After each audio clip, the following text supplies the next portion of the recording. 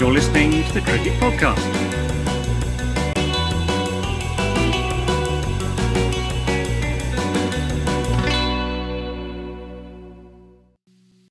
Hello everyone and welcome to the Cricket Podcast for another IPL update.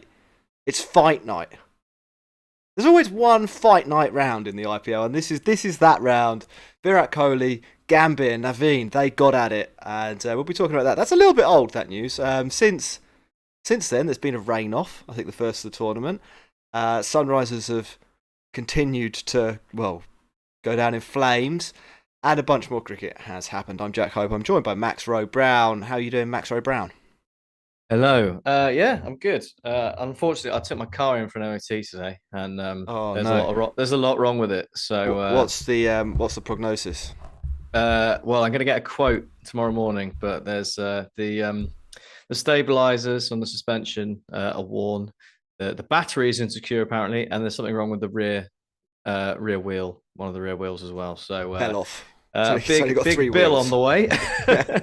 Nice. Well, what an ideal time then to remind people that they can support the show and by extension Max and his giant MOT bill by signing up as a Patreon, patreon.com/thecricketpod for bonus content. I do a power ranking every week, so you can go back and listen to Tuesdays. The next one will be out on Monday. That's an example of the bonus you get.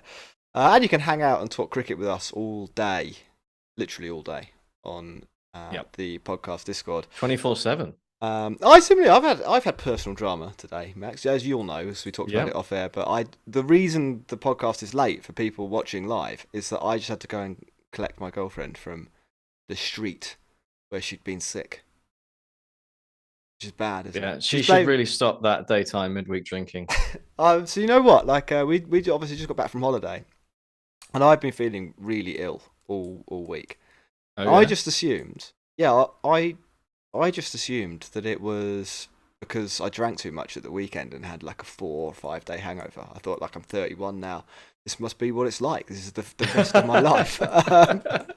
Every time I drink 2 days in a row, that this is just how I'm going to feel. But I think actually I may have picked up some sort of bug and brought it back, and it's wiped out. Well, that plain air is always full of crap in it.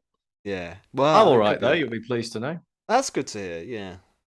That is good. I'll ask everyone else who was on the trip. Maybe we did eat a lot of seafood, or shellfish. Took some risks there. Yeah, that wouldn't last that long though. You'd know straight away. We went to a restaurant. Seafood doesn't hang about. We went to a restaurant rated 1.3 out of 5. Yep. That could have been the culprit. It's true. Or as you say, plain food. So there are some options. I'll keep people updated as we go. Max, there was a heck of a lot of cricket. There was this week, and some good storylines. This stage in the IPL, I call it like the mid-season lull. What we're kind of waiting for, we've got from a cricketing perspective, we have got a taste of what all the teams are like. We kind of got an established pecking order. We roughly know who's good. We roughly know who's bad at this point. We're not quite at the point where we're at. There are must-win games happening. Certainly like Delhi winning yesterday and even KKR winning today. I suppose they're technically must-win games, aren't they? Because those teams could still qualify. Yeah. But they're not make or break really. Matches. Yeah, like there are some juicy contests coming up down the road. Isn't there an RCB PBKS game later in the season? Something like that. There's like a few that are right at the end of the tournament. Well, there's so many teams. The winner of that is going to be in the playoffs. And we're not quite at that stage. We're in that undefinable period in the middle.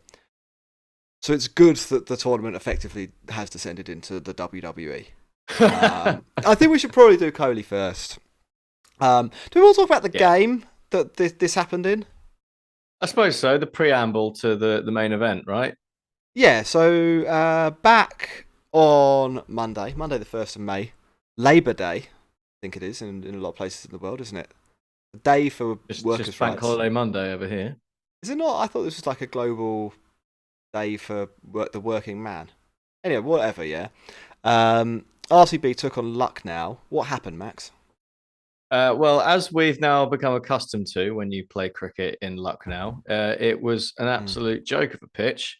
The first ball told us all we need to know about what was about to befall us as Krunal Pandya turned one and got one to leap off the pitch. And despite that, RCB sort of did their usual. They got off to a fairly good start. It wasn't as quick as it has been in the past, but Faf and Virat 44-31 respectively got them off to a good start, and then it kind of fell apart when people tried to score any runs, and they very much meandered their way to 126 for 9, which normally you think wouldn't be defendable, but we now know what it's like trying to score anything above 100 and chase 120 odd in Lucknow. And without, of course, I mean, there's one man, isn't there, that you think in this kind of situation, this is made for. KL Rahul, exactly the perfect guy. Unfortunately, they lost him very early on to a pulled hip flexor, and he didn't turn up until number 11 to score 0 off 3 because he literally couldn't move. And basically, despite Krishnappa Gautam scoring 23 off 13, they barely even got close. 108 off 19.5 overs, all out. And once again, a team has failed to chase a pretty paltry sum in Lucknow. I said a couple of weeks ago that they need to liquidate the franchise because I've had enough of this shit, and I've not changed my mind. They're fast turning into like bogeymen. Not bogeymen, because bogeymen are kind of like scary, like a really irritating cartoon character. Mm. They're kind of like Reese from Malcolm in the Middle.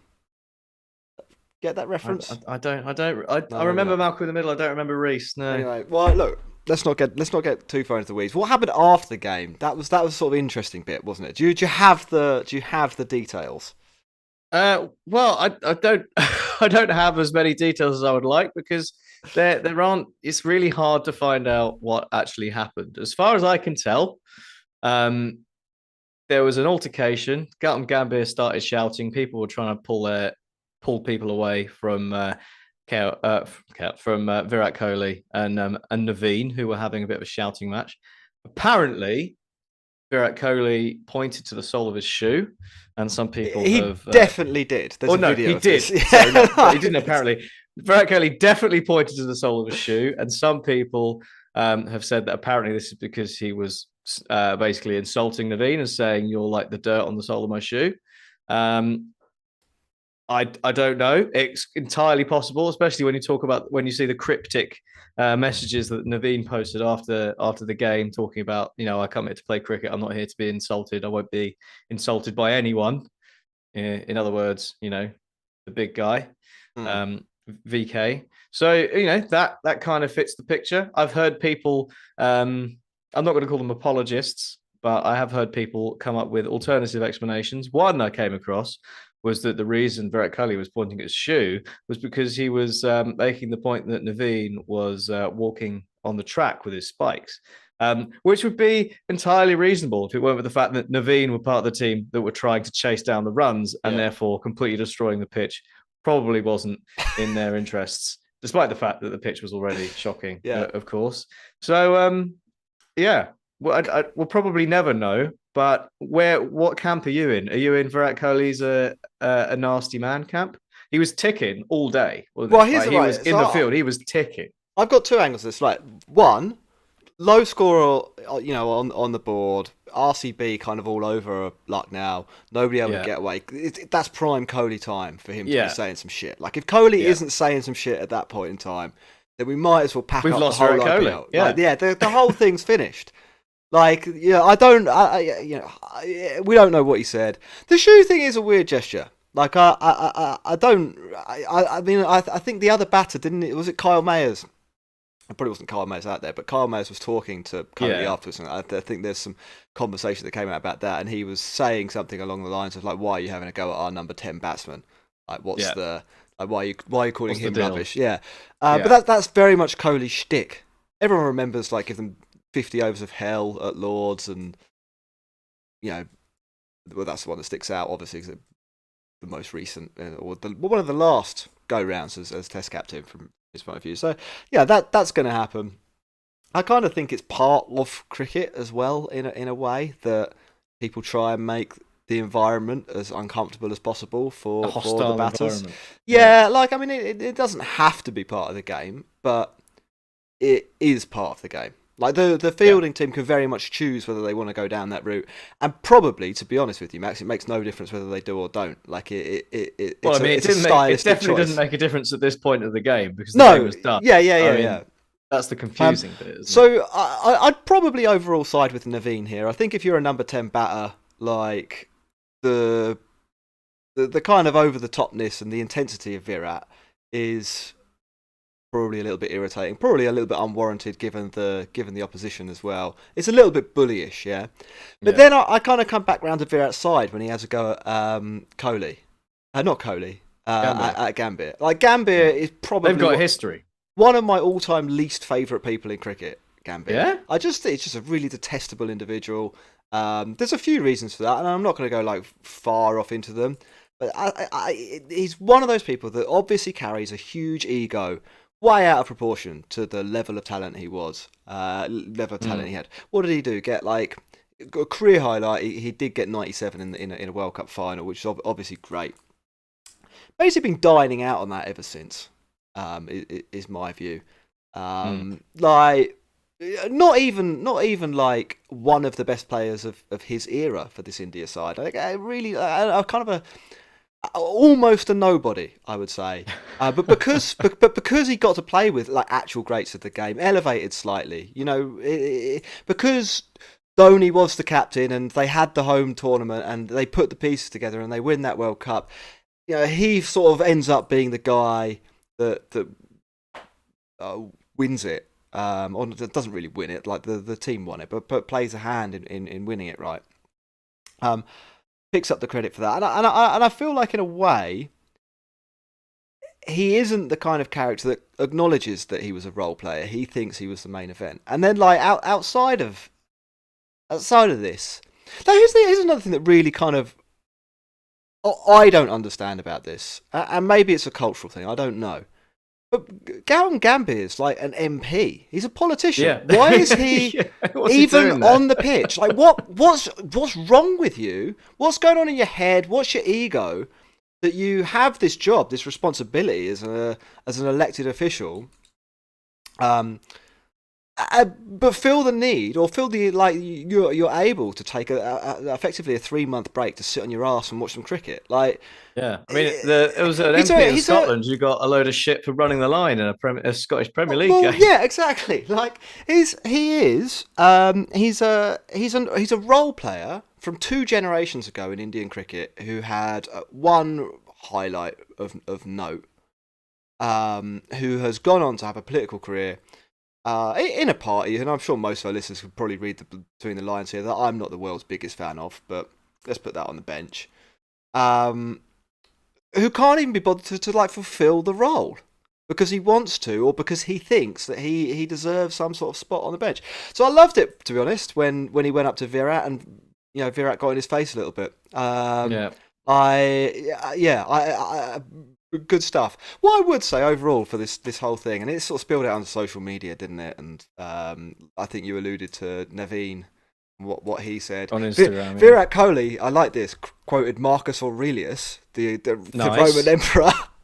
Yeah, very good. Everything we hear is an opinion, not a fact. Everything we see is perspective, not the truth. Or kind of like paraphrase, maybe. I don't think it wasn't in Latin. Yeah. Which I don't really care about. What I do think though is that in the scale of like handbags and blow ups in sport, this was a real 2 out of 10 affair. Like no punches were thrown. There was no punches thrown. Nobody's like zoomed in and found out what these people were actually saying to each other. There's no like breakdown videos explaining what the anger was about. Like nobody even pushed somebody. It was nobody went and got a cricket bat. Nobody with a cricket bat threatened to hit somebody. Like the umpires didn't even really break it up. Like what was nobody's been banned. There was a fine either way, and Naveen. So Gambhir got a match fee. Maybe that's why he's sitting on the bench. He needs some loot. he lost 100% of his match fee. Kohli lost 100% of his, but then RCB said, "Don't worry about it, Kohli. We'll pay for this." And Naveen lost 50%. That is probably the actual biggest loser in terms of what the money that's come out of their pocket and what it was worth them is Naveen, which is a little bit of a shame for him. But he's having a good season, so I'm sure he'll pick up some more money in the future. What I do think is that sometimes it's a bit pathetic what passes for drama in cricket. Yeah. Like, it's a bit of a storm in a teacup, isn't it? But it's sort of made more because of how difficult it is to find out what actually happened. Like if anyone actually came out and was like, look, this is what happened, then maybe people would just be like, oh, okay, and then let it go. But because no one knows, it's just people are going to keep talking about it, and then people take sides and then get more and more polarized. And hey, look. Well, I mean, that is sort of the really interesting modern thing politics. about it. That is how quickly people are polarized around, have taken up arms. Yeah, like Chokley has been trending for 3 days on Twitter. It was still coming up today. Like, I mean, if you're an Indian cricket fan, like, can you not see what this man has given to the game, given to your nation? Why are you calling him Chokley? Hasn't won the IPL, has he? What's he? Well, like, what's that got to do with this situation? Like, if you're saying Chokley now, in my mind, I'm against you because I'm on Team Virat here, and that feels like the sort of thing that would be instigated by a Gautam Gambhir supporter. And I guess we're polarizing. So if you're one of the audience, maybe this is the time we part ways. Like, don't do that. Don't listen to him. Don't listen to him. He's having you on. It can't be loads of LSG fans because there just aren't loads of LSG fans. They turned up about 2 minutes ago. Didn't do anything last year of note. Well, there's not millions of KL Rahul fans. Well, there probably are millions of KL Rahul fans, but there's not like it's not like they started and they brought in Dhoni as captain and that was they managed to establish a brand. Obviously, that's a completely fanciful situation. But even like Gujarat, they bring in Hardik and Rashid Khan. Like, those guys have got a fan base, personalities, and then they win, and then they play in that massive stadium. You can kind of see why Gujarat would have a fan base after 1 year. There's a little bit of a swagger about them. They've got Tawatia doing all sorts of things.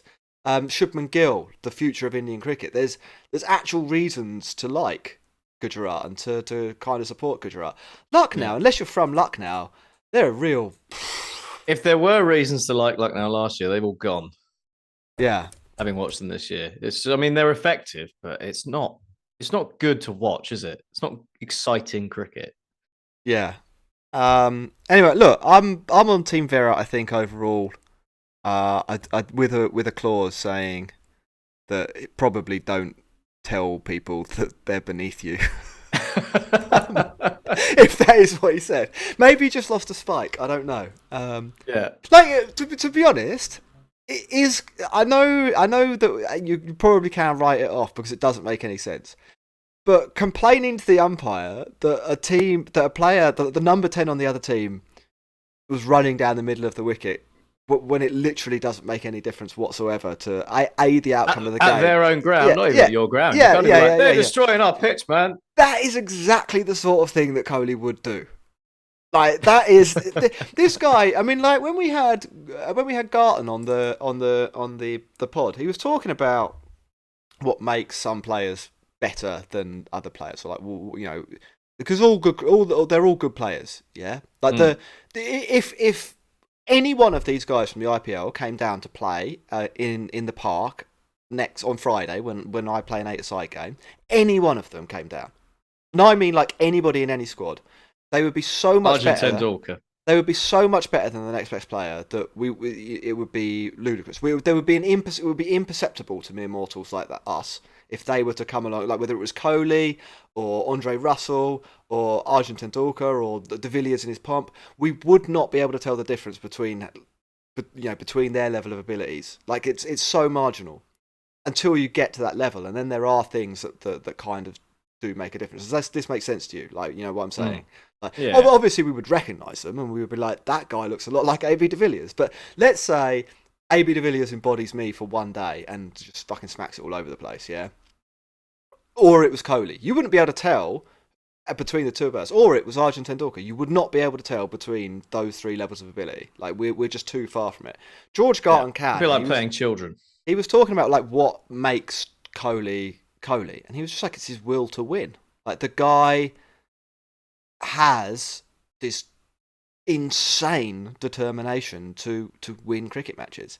Like the thing that separates him is not that he can, necessarily, like there are things that separate him that physically, but the thing that separates him massively from other cricketers is that he's just consumed by this desire to win matches. So, like, I think it is perfectly plausible that there's some other explanation besides, like, your dirt on my shoe. Although it could be that too. That's the sort of thing that somebody who really wanted to win would say to psych someone out. We know Kohli's got, effectively no shame in terms of, like, what he will say on a cricket match. He was shouting at a stump.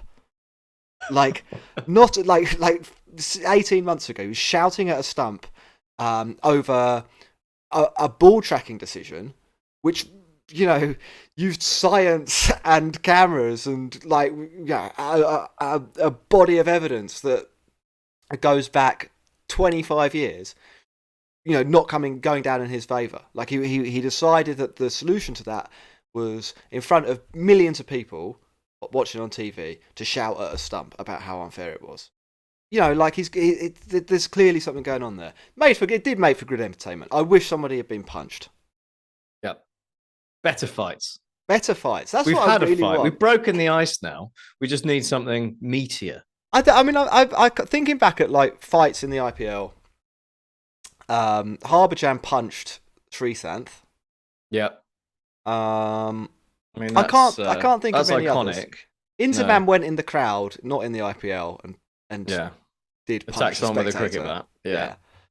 Yeah. He did call him a fat potato, though. I can't think of anything else. Yeah. I got anything cricket-wise from this game. So we've done 20 minutes on Kohli, which I think's good. Yeah. We could cover the game, but I mean, there's not a whole lot to say other than RCB's start probably was definitely the difference, wasn't it? Yeah. And neither team could really. Once they got behind the game, it was very difficult to catch up, which is a bit of a theme this week, isn't it? Apart from one game. Apparently, Pollard threw a bat at Stark to find that. Nice, that needs dredging up. And then obviously, was it 2013? Kohli and Gautam Gambhir have had a shouting match before. Yeah, they did. Yeah, didn't the KKR team owner had a fight with a security guard, Shahrukh Khan? He's banned from the Wankhede, isn't he? Is he? Yeah, because I think that's what happened. I mean, like you never really know, like with these things. It's always hard to find the truth. Anyway. Yeah. So look, there's that. Good fight, chat. It was look, a Royal Rumble. Should we take a break and then we'll talk about the other 4 games? I mean, do we even talk about what games we're doing? They're in the title. Yes. So it's all the games from Monday. The one we just talked about was last week. Monday up to today. We'll do the one that just finished next after 2 seconds. You're listening to the Cricket Podcast.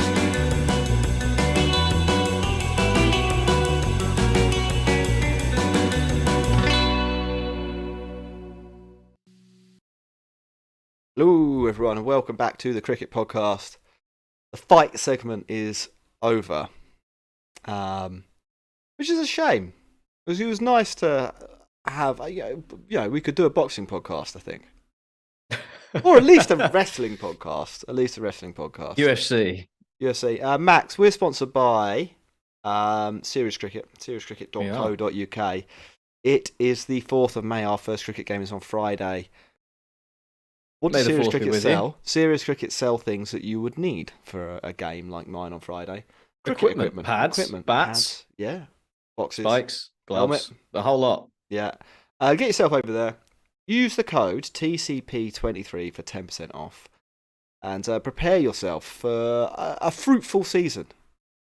Yep. It's been wet so far in the UK. It has. I've got my first game on Saturday. Have you? The weather is set rain, so we'll see if we manage to get a game in or not.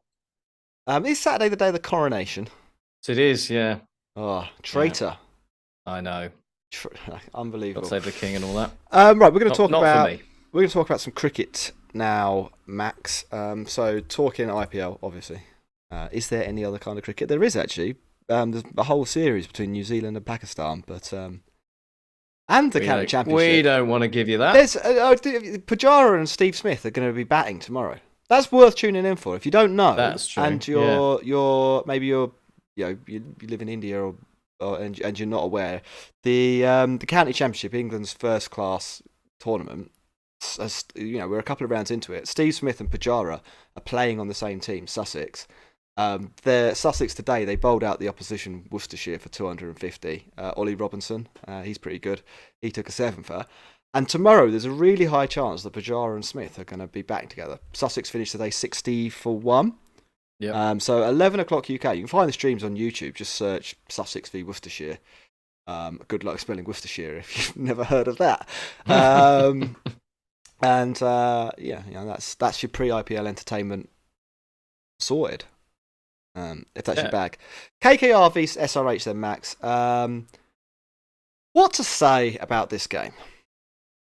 Well, SRH really are winding me up now because every time they do anything right, they still manage to get it all horribly wrong. They were playing KKR. It was a good opportunity. They were at home to get some points on the board, salvage a bit of pride. The season's probably over, but mathematically, they were still in with a shout. Mathematically, they might still be in with a shout, but realistically, it was all clawing away from them. But they had an opportunity to get themselves together and maybe show everyone that they did have a bit about them and that they were a decent side. And with the ball, they looked pretty good. They made a few early inroads. Nitish Rana and Rinku Singh did the business with the bat for KKR, but Markande bowling the slowest ball I've ever seen to Andre Russell, enticing him into a big hoik, meant that the finish wasn't so hot, and 171 for 9 was what they were chasing. Eminently chaseable. Should have been done. The power play didn't go so well. Again, Ralph Tripathi scored 20 off 9 balls and then tried to go for one too many. And then it all ground to a halt. Aidan Markram, ponderous. Harry Brook. Oh dear. And then Heinrich Klaassen is quietly having a really good IPL, but basically every game, it could just be like, what did Klaassen do? Oh, he got 30 out of 20. Basically, what Klaassen does is he salvages gets the them situation. back into the game and then gets out. There's not much work he's done. Yeah. I've made this game watchable. He could have finished Delhi Capitals, same thing, got them back into the game, didn't finish it. Today, got them back into the game, didn't finish it. And even then, they needed 9 off the last over. And it was Chakravarti bowling it, spinner bowling the 20th over. Always good fun. Basically just bowling half trackers. He's given up being good. It's just really obvious variations that bounce halfway down. Yeah, Abdul Samad couldn't hit it far enough. And then, Bhuvi Kumar and Mike Markande probably weren't the people you wanted at the end to try and score 6 off the last ball. So they lost by 5 runs. And I mean, they just make it hard for themselves, don't they? I mean, that middle period was also confusing. Like it's like they don't want to win again. It's the same thing against the Delhi Capitals last week. It's like they didn't want to win, and today was sort of the same thing. I mean, it was actually quite an interesting match. It was quite a good game for a contest that effectively amounts to 2 bald men fighting over a comb. These teams are irrelevant, completely irrelevant for the rest of the IPL season. So to be watching this, I think you have to be kind of a little bit of a purist. I did watch it. Obviously, they're 2 of the more interesting teams. They are interesting. Like that is it. Like there is a certain there's a certain joie de vivre about how KKR go about it, and then it's almost a total opposite. So it's just a lottery. I was talking about this to Patreons, patreon.com/thecricketpod on the Discord earlier, and my take on SRH as this season has gone on is that they are effectively the polar opposite of England's Test team under McCullum and Stokes. Right. They have taken all the tenets of Bazball and been like, let's not do that. Let's do the opposite of that. And this is kind of what you get. So, like, the pillars of baseball, if you like, Max. I think it's number one. Let's create a free, positive environment to play cricket in. Like, no fear of failure. That's probably the way to put it, isn't it? Mm-hmm. Like that's not an issue. If you go out there and you try your stuff, like that's what we want. Very evidently, that is not how the environment. Very evidently, that is not what the environment at SRH is like. Particularly on the batting side, they do this in almost every game. People do not bat in a free way. They clog things up. They don't take risks. They take it deep. Yeah, they've got confused roles, which sort of brings us on to point two. In the England Test team, there's absolute clarity of vision about what they want to do. Like they have the world's clearest game plan, and they have each player has a specific role to perform within that game plan. SRH again, like the total opposite. Like, how do SRH want to win cricket matches? Yeah, I mean, how many different top fives have they had? Yeah, we know with Mumbai, even just on like a macro level, what do Mumbai want to do? Basically get about 220. Score loads of runs. Like, that's it. They've got a team, they want to score loads of runs, they're going to take some risks. They do what they're good at, don't they? Yeah, and that's it. How does CSK want to win? Yeah, well, it turns out they get a really good power play, and then they bring on the spinners in the middle. Look, it's a reasonable way of putting it. They want to get runs up front with the bat. They want to set a decent platform, and with the ball, they're going to be good. They're going to try and be good in the middle overs. Like there's a pretty clear plan there. Gujarat, you've got the same thing. Like they know, build a platform, release the hounds. Like that's what they're doing with the bat. What do this Sunrisers team like? What is their way of winning a match? What's their way of getting 180 runs? Yeah, well, I'm looking at Sunrisers, and I'm thinking like before everything. We looked at the side and it's well balanced. They're good. They've got good players. What are they good at? I don't know what they're good at. Because they don't have a plan. I guess the table would answer the question, which is nothing. They're good at being bad. They're very good at being bad. They're not actually all-round bad players. They're not all-round bad at everything. I think the underlying data says they're not actually bad at hitting at the death, and they're okay at bowling. But like even within this, I was talking about plans and roles and stuff. Like, why is Imran Malik out the side? What, can you not find a role for a guy who bowls 95 miles an hour? Yeah, I mean, like, how can you not do that? Do you really? How thick are you? Is Imran Malik worse than Kartik Tyagi? Probably not. He's been expensive, hasn't he? And that's it. He's gone for some runs. They've decided to ship him out. But again, like, why is he going for runs? And then I had a third point. When are you using him? And then I had a third point on baseball, and I wish I'd written it down. So the tenets for baseball, Max. Positive thinking. The 3 commandments. Positive thinking. A clear plan. Role clarity. Oh, this was it. Yeah, and not accepting that received wisdom is good wisdom. Right. Very much the point, or very much the thing that Stokes and McCullum do is look at what you're supposed to do and ask the question: is this the best thing to do here? Like, is this going to achieve victory? Is this and they'll do like crazy things. They'll make nutcase declarations. Sometimes, well, actually, almost every time it's worked. I think they lost 1 test, 2 tests. The decisions that they should be making, one of them was by 1 run, or historically were making when they won 1 out of 17 matches. It's basically the same players, by the way. They're now looking at those decisions and saying, well, what are we actually gaining from this choice? So let's do something different. And it's working. And now I think with Sunrisers that they're the total opposite. They look at a situation and like today, for example, I think they thought when Markram and what's his name, Klaassen were batting together. Certainly from Markram's point of view, it was pretty clear. He thought, I'm going to take this to the last over, like for a long way out. And it's like, why? Because Dhoni said it once. Well, it works for Dhoni because Dhoni's a generational great, like maybe the greatest finisher in white ball cricket. He's got a method. You're Aidan Markram. Stay in your lane.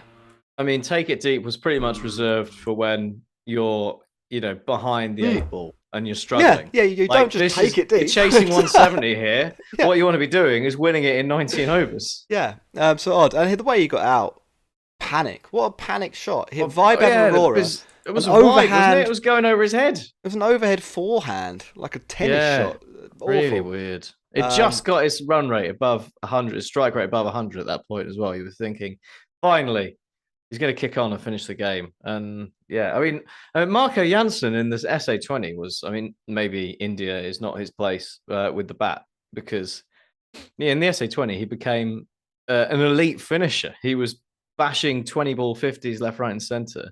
He can't buy a run.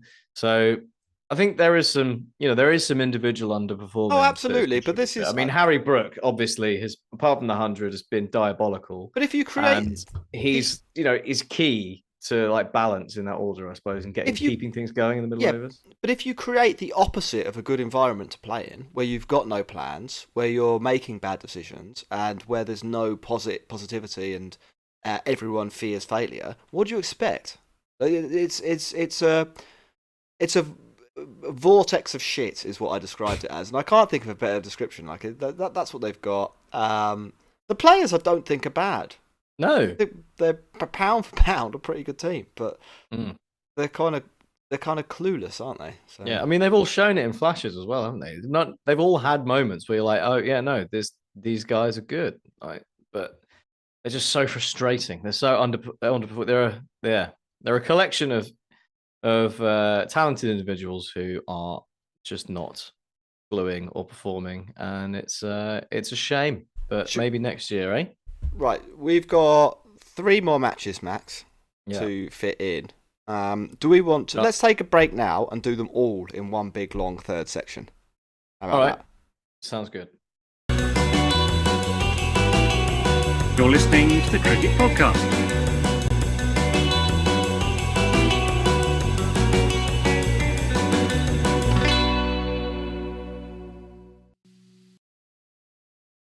Hello, everyone. Welcome back to the Cricket Podcast for part 3, where we've got 3 matches to get through. One of them was a rain-off, so I'm going to controversially in 2 minutes. Lucknow got 125 for 7 off 19.2 overs.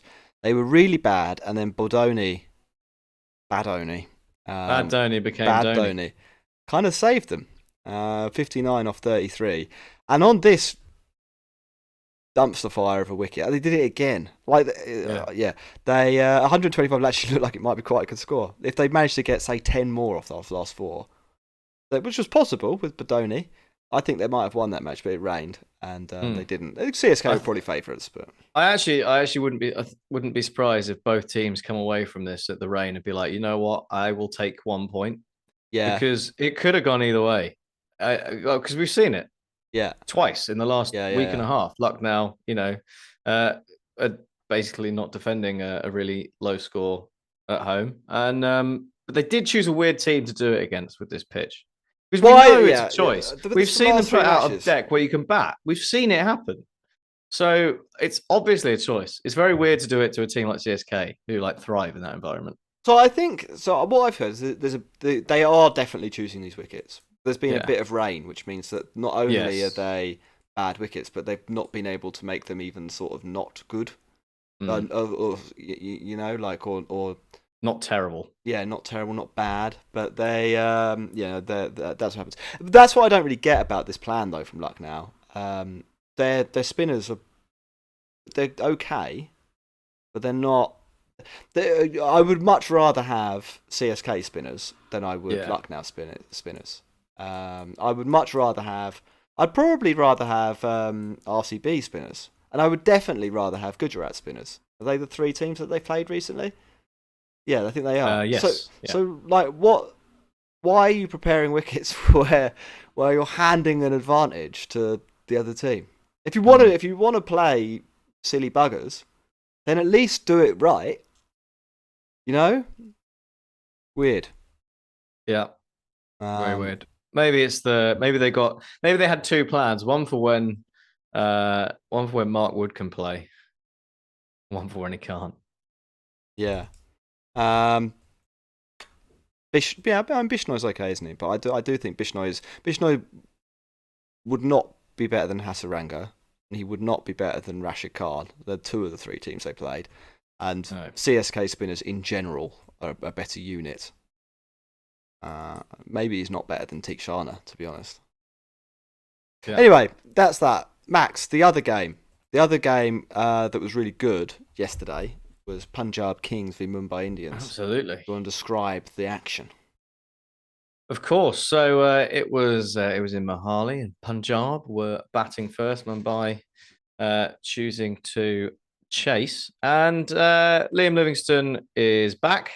That's some news. Jita Sharma has continued his rather excellent form of late, and between them, and it was just between them basically, they propelled Punjab to 214 for 3.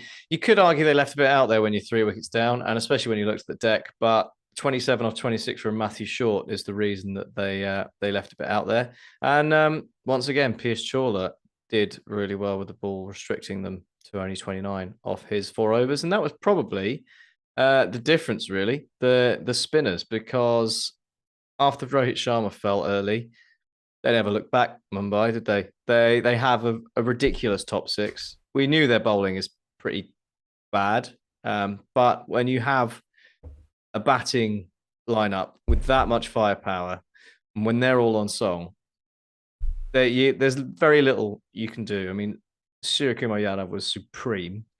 Ishan Kishan is back to good Ishan Kishan, not shit Ishan Kishan. And I think Mumbai would have pretty much chased anything on Wednesday, was it? Yeah, I would agree with that. 250, they'd have just gone all right. Easy. Yeah. 270, I think they'd have struggled with. Yeah. 300, maybe not. Yeah.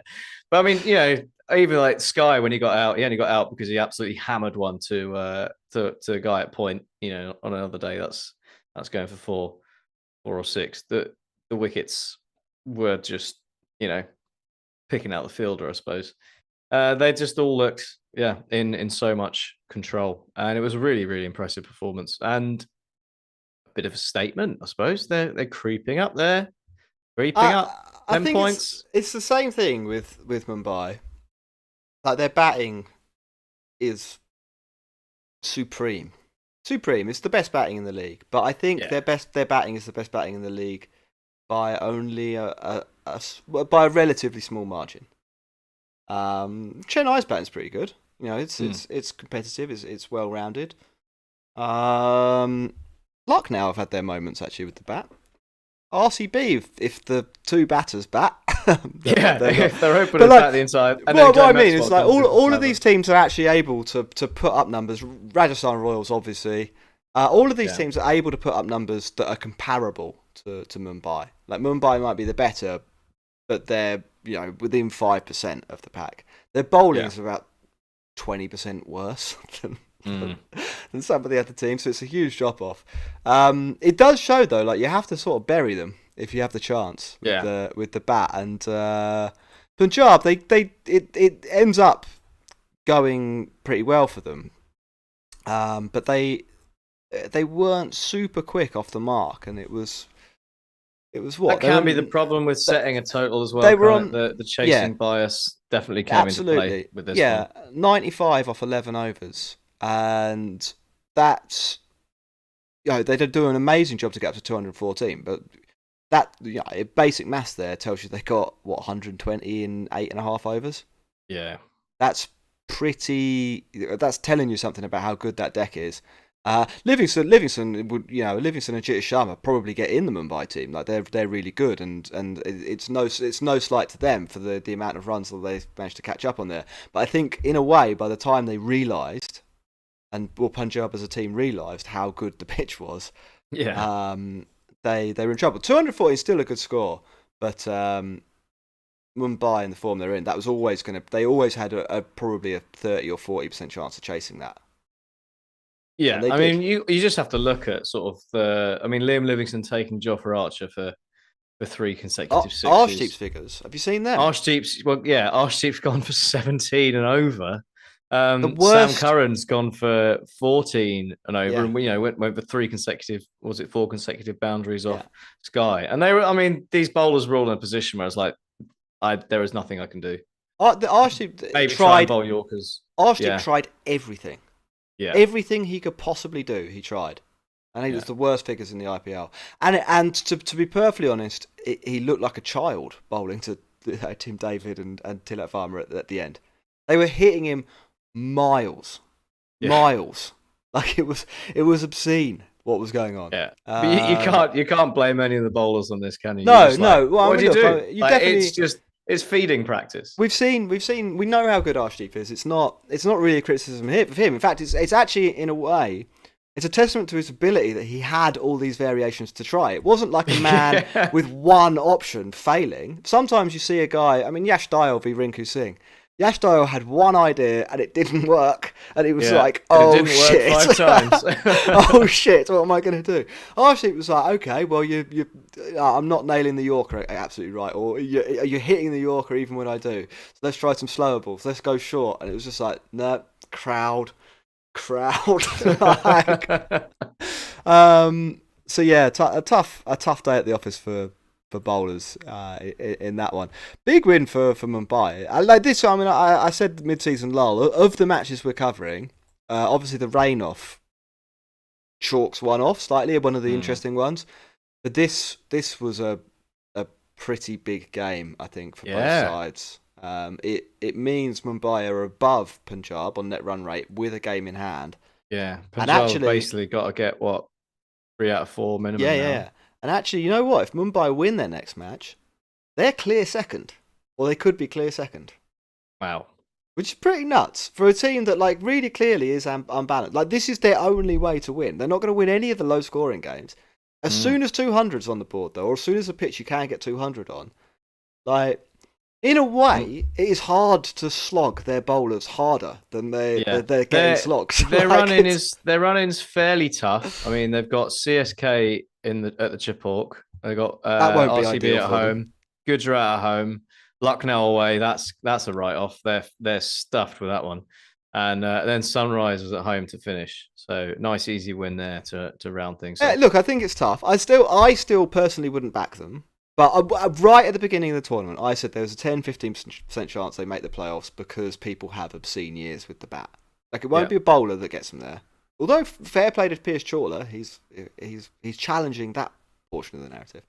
Tim Davis having a cracking year. Varma's off the fucking chain. Surya Kumar Yadav's coming back into the picture. Ishan Kishan, who was having a nightmare, now has stats. His stat line is an average of 30, striking at 140, and you're saying, very good. It's okay. We're spending a lot of money on it, but it's okay. Yeah, even Rohit's like thrown in a few contributions, and Cam Green, who's never doubted him with the bat. It was always with the ball that I thought he'd flop. Never doubted Cam. Well, he is flopping with the ball. He's objectively terrible with the ball. But then he comes out with the bat, and he's part of this sort of monster unit, and they're pretty good fun to watch. Having said that, they are the evil empire, so hope they crash and burn. Any more thoughts? None spring to mind. I think we've covered that fairly well. I mean, Punjab, I suppose we could have a final word on them. I mean, I don't think it's too much of a big deal for them to worry about. I think it was just one of those days they ran into a bit of a juggernaut, didn't they? Absolutely. Unfortunately for them, but probably really because of other performances, they've left themselves a little bit thin in terms of margin for error. What do they've got a pretty bad net run rate. Their record is 5-5. Maybe they get into the playoffs with a 3-1 run over the last 4 matches. They've got a Delhi double. They've KKR away and a Delhi double, so it's definitely doable. They're going to have to spank a couple of teams and win 3 or win all 4. Now, it is doable. Yeah, look, I'm not saying it isn't doable, but I think it's their hopes are sort of vanishing. It's exciting. There's a lot of teams in it. Yeah. Cool. Last game then, Max, was Delhi v Gujarat. Do you want me to summarise this? Yeah, you can summarise this one. It was a pretty weird game. With some very weird, pretty high highs and some pretty low lows in terms of cricketing ability. Let's start with let's start at the start with what the was highest of highs, the best performance of the match. Mohammad Shami came out, and in T20 terms, he effectively won the match. He bowled 4 overs on the bounce, 4 for 11, and David 28 Warner, for 5. David Warner was run out. They were 28 for 5, yeah. 23 for 5 even. After the 5th over. The game is finished. Mohammad Shami has won the match. Yeah. Akshay Patel and Aman Khan kind of meander around a little bit to, I think at this point, basically save face. I mean, I'll be honest, not watching this game at this point in time. Like this was It's over. Yeah, this was over. They continue to save a little bit of face. Akshay goes. Ripple Patel does a little bit, swings the bat around, and they get up to 130. And you're thinking, okay, like you've given yourself 5%, maybe. Yeah, the pitches are deteriorating a little bit. The Modi Dome's got one short end, so that it's probably possible to do it there. There's a weird stadium, the Modi Dome, in terms of the geometry of the pitch, in that one end is like 50 meters and the other end's like 75. So why not just maybe it's something to do with the light and getting natural light on the square. Speculation. Also weird in that you have pitches which are some of the best in the tournament. I mean, absolute roads, except for batting here, obviously, and then some of the worst. Maybe not some of the worst. Like Lucknow. Yeah, some kind of edge casey ones. I don't. Yeah, well, whatever. They need 130 to win. Doesn't start brilliantly with a wicket maiden. Very KL Rahul kind of vibe to what Ridham and Saha did straight up. Yeah. And it's a little bit stuttering from there. Like they're similar to the other team. They lose wickets, not as regularly, but they're 32 for 4 after 7 overs when Killer Miller is out. For some reason, he kind of slid up the order in this game. They've been holding him late in others, but Manoir below him today. And it fell to Hardik to sort of hold the innings together, which he did pretty well. He gets 59 off 53, which in the context of the game is probably a winning innings. Yeah, with the rate, it's enough. He does just about enough, but nobody can really help him at the other end. Manoir, 26 off 33. I'm not going to castigate him too much. It's sort of the collective. Like those 26 off 33 in the rebuild were kind of fine. And it looks like they're going to lose. What happened, Max? They got it down to 4 overs left. And this is where I started to pay attention. And Gujarat needed 40 to win. And the way that Hardik's kind of gone about it, he's decided to take it deep. And it kind of does make sense in the scenario to retain the equity they had in the match for as long as possible and see what would happen. The thing is, if you do that and you don't take a risk to try and win, you're only ever sort of 1 good over away, maybe 2 good overs away from being in a losing position. And that's exactly what happened. Khalil Ahmed and Kuldeep bowled 2 really good overs, I think the 17th and 18th. And it looked like it was, effectively kaput. Manoir's out, he gets out to Khalil. Tawatia comes in. And you're like, there's no way this can happen again. There's no way. There's 12 balls left. Hardik's on strike against Nortje. Nortje bowls 2 of the best Yorkers you will ever see. Like, they're brilliant Yorkers. And literally all Hardik can do is like jam his bat down on them. He gets off strike off the 3rd ball. And then Tawatia hits him for 3 consecutive sixes. Like, I was losing my mind at this point in time. Like, they'd completely lost the game. And then Tawatia does this, and they go into the final over. I can't remember exactly what it was required. Let me just get. I think it was 12 off the final over. It was okay. So 11. They were 11 ahead. So 12 to win. Ishant Sharma's got the ball. Like Ishant Sharma, didn't play for an entire year in the IPL because nobody thought he was any good. He's having a little bit of a renaissance, but that's kind of because really good up top. It's kind of because Delhi is scraping the barrel. It's not because they're like, oh, we've rediscovered this guy. He's developed all these new skills. You're kind of expecting right now Ishant Sharma, Hardik Pandya and Tawatia it to be all over. Big shout out before we get to the last over to the slower ball that he bowled to Vijay Shankar. One of the best balls of the tournament. Had him on toast. It was so Shankar was so late on it. He'd played the shot. He'd set off for 2. He was turning for the 2nd run by the time the ball hit middle stump. It was absolutely one of the best pieces of deception I've ever seen. Anyway, he gets this over, and you think there's no way he's going to win. He's going to do this. 2 off the first ball. That's probably a win for the batter. 1 off the next ball. Tawati's on strike. 9 to win, you're thinking 2 balls. Maximum is going to take him 2 balls. He bowls a dot. It's a brilliant wide Yorker. Like it's wide enough that you're visually watching it, you're deceived. You think that he's bowled a wide, and then they review it, and you're like, no, that's like 6 inches inside the blue line. It's just too good a ball.